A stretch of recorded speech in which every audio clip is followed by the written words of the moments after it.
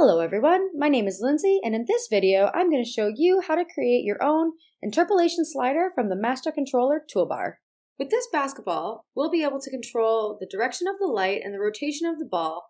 The first thing we'll need to do is create our poses and choose which layers or groups we are going to feed to the slider wizard.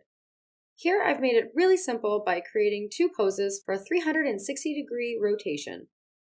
And it might look the same, but you can see the changes here in the coordinates toolbar.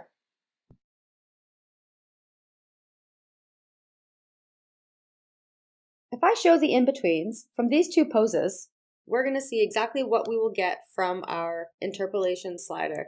And I'm going to test this now by hitting Command-K or Control-K on PC. If I scrub between these frames, I can see what it'll look like, but I'll undo so I can go back to having my two keyframes.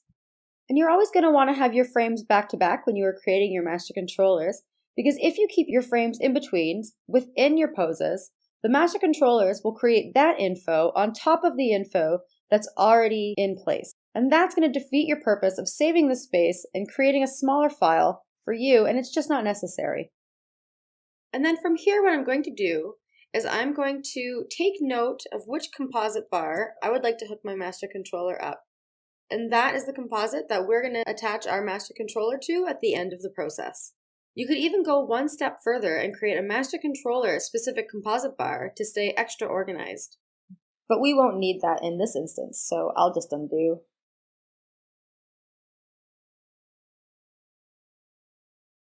So by selecting the basketball main peg, I can then click on the interpolation slider wizard, and this is going to bring up the wizard's pop-up window. You can see that it does say frame 1, however, this will read the same frame that the timeline playhead is resting at. And now I can change my last frame to 2, because this is really simple. And we have the option of using an inverted or horizontal slider, and we can give it a name, and we'll call this spin. And when we hit create, we'll get another pop-up window asking us where to place our master controller node. Again, this is something to remember because when you're working with larger builds, this is something you're going to want to take note of, because at this stage, you won't be able to go through your network to check which composite you'd like to hook it up to. We can now save our script and manually close the window. If you accidentally attach your master controller to the wrong composite bar and you can't find it, under the master controller view, you can search by typing in this field, and you can always use this magnifying glass icon to locate your master controller node. You'll want to test your master controller just in case there are any issues that you're not happy with, or if you want to go back and make any adjustments. You can see now that if we test the slider, it's now storing all the positions in between my two key poses.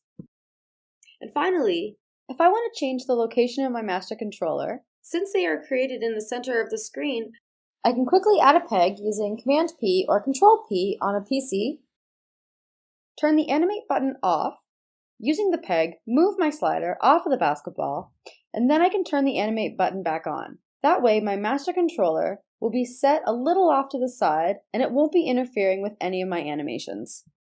As a finishing touch with my master controller, because I'm already anticipating how I'll be using this ball for a bounce sequence, I'm going to quickly attach it to my basketball's peg, so now when the ball moves, the controller will move with it. And that is how you create a quick interpolation slider master controller. In the following video, I'm going to show you how to create an interpolated grid controller so that we can quickly set and change the orientation or the direction of the basketball.